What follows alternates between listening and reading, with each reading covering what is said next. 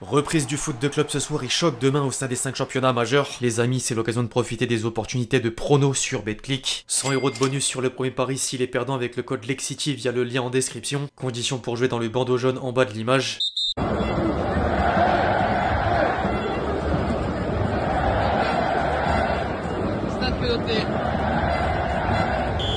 L'équipe, j'espère que vous allez bien. Aujourd'hui, on se retrouve pour un nouveau 5, la nouvelle formule d'ActuFoot dans laquelle je fais chaque semaine 5 focus sur les derniers événements du moment. Au programme, un dernier mot sur la trêve internationale, la polémique Benzema qui prend des proportions folles, un point sur les affaires de paris sportifs en Italie et des suspicions de corruption d'arbitrage du Barça, sans oublier la compile de buts traditionnelle. Bref, je vais pas en dire plus les amis, je vous demande le même service que d'habitude, à savoir lâcher votre meilleur j'aime sur l'épisode du jour. Vous êtes nombreux à l'oublier, je remercie tous ceux qui prendront 2 secondes pour le faire. Vous êtes des boss, je me répète, mais c'est réel.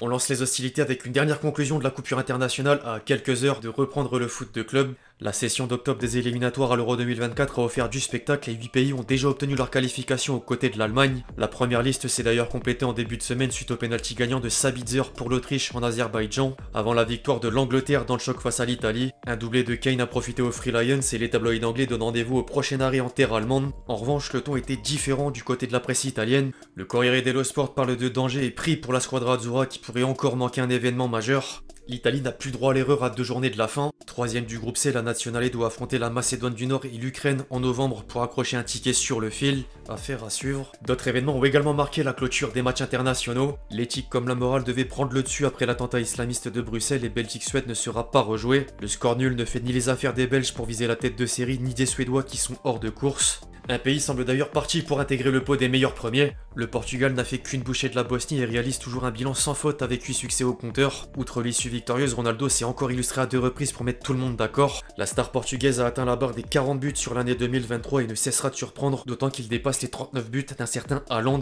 C'est incroyable. Quand Ronaldo occupe l'actu, Messi n'est pas très loin pour l'accompagner.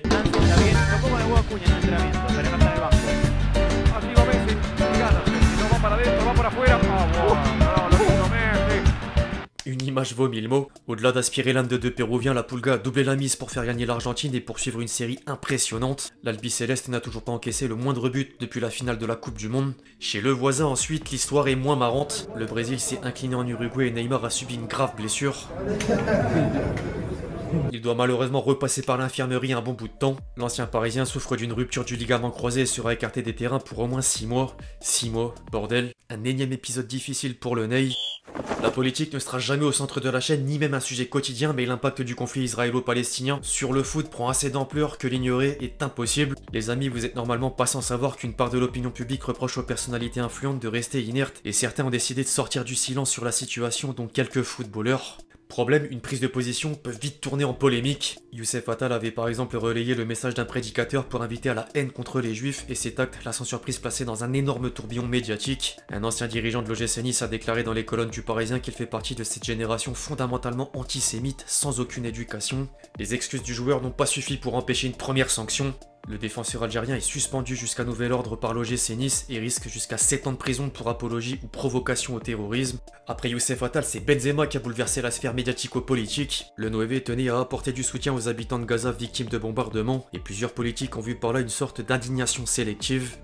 Pire, Gérald Darmanin a avancé qu'il avait un lien avec les frères musulmans et doit tweeter sur l'assassinat du professeur d'Arras pour prouver qu'il ne fait pas du frérisme. Les accusations sont allées plus loin ensuite. L'entourage du ministre de l'Intérieur a révélé via RMC Sport que les sorties de Benzema tendent vers un islam dur, rigoriste et caractéristique de l'idéologie frériste qui consiste à diffuser les normes islamiques. Ils appuient leurs paroles avec son refus de chanter la Marseillaise avec l'équipe de France à l'époque, ou encore sa photo avec l'imam de Meaux qui avait fait l'objet d'une perquisition dans le cadre de l'assassinat de Samuel Paty. Certains ont encore plus manqué de doser leurs propos comme Valérie Boyer. La sénatrice LR a demandé de lui retirer le ballon d'or et même la déchéance de la nationalité française s'il était avéré le lien avec les frères musulmans. De lui retirer le ballon d'or et la déchéance de la nationalité française, elle a dit. Le principal intéressé compte pas se laisser faire pour autant. L'attaquant d'Al Ittihad conteste les allégations et envisage de porter plainte pour injure publique. D'autres politiciens français sont également concernés comme Nadine Morano ou encore Éric Zemmour. Tout le monde ne fait pas forcément scandale pour une prise de position. Eric Cantona s'est par exemple permis de défendre les droits de l'homme des Palestiniens et dire que le slogan Free Palestine ne veut pas dire que l'on est pro-Hamas ni antisémite. L'une des figures du foot arabe est sortie du silence par le biais d'une vidéo sur les réseaux sociaux. Mo Salah lance un appel aux dirigeants du monde à s'unir pour empêcher un nouveau massacre de personnes innocentes. The escalations in the recent weeks is unbearable to witness. All lives are sacred and must be protected. The massacres need to stop. Families are being torn apart. What's clear now is that humanitarian aid to Gaza must be allowed immediately. The people there are in terrible conditions. The scenes at the hospital last night were horrifying. The people of Gaza need food, water, and medical supplies urgently. I'm calling in the world leaders to come together to prevent the further slaughter of innocent souls. Humanity must prevail. L'équipe d'Algérie essaie également de jouer un rôle pour tendre vers la paix. La fédération algérienne a annoncé suspendre toutes les compétitions et futurs matchs jusqu'à nouvel ordre en solidarité avec les victimes palestiniennes. Bref, il y a sans doute du mieux là-dedans plutôt que de tergiverser sur des prises de position.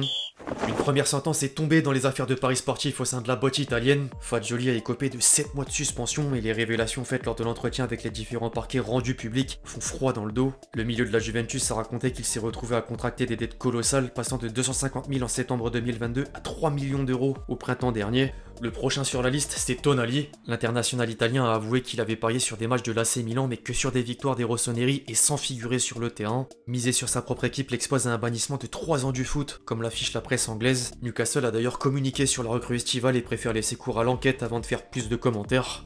J'avoue que je comprends pas comment est-ce qu'on peut faire une telle erreur en ayant tout pour réussir. Une autre affaire fait l'effet d'une bombe depuis plusieurs mois en Espagne. Le Barça a toujours les soupçons de corruption d'arbitrage au-dessus de la tête et la justice espagnole devrait bientôt rendre un verdict. Selon les faits, Laporta est accusé d'avoir versé plus de 7 millions d'euros à Negreira entre 2001 et 2018. L'ancien numéro 2 du comité technique des arbitres a reçu des paiements qui auraient cessé au moment où il a perdu son poste. Le président Blaugrana ne peut que contester et parle d'ailleurs de complot dans le but de nuire à l'image du club catalan dans les colonnes de Sport. Affaire à suivre. Avant de clôturer la vidéo les amis, je suis obligé de caler la compile des plus beaux buts de la semaine. On respecte la tradition et un plus aujourd'hui avec la présence du père de Mbappé. Oui, Wilfried. Ah oui, ce ballon, oh ce bon ballon pour Wilfried Mbappé, peut-être le 6e au foot. Oh, joli. Really creative enough, but here is Modric. Saint-Germain, il attend pour sortir un premier but, un premier but. Bierzemy premię z kolejnego rajdu Zalewski. Corner, frappé, rentrant, ça va revenir, et le ballon qui finit au fond.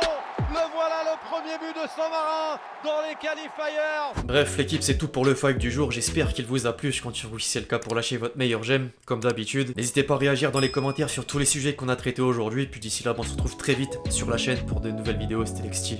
Ciao, ciao.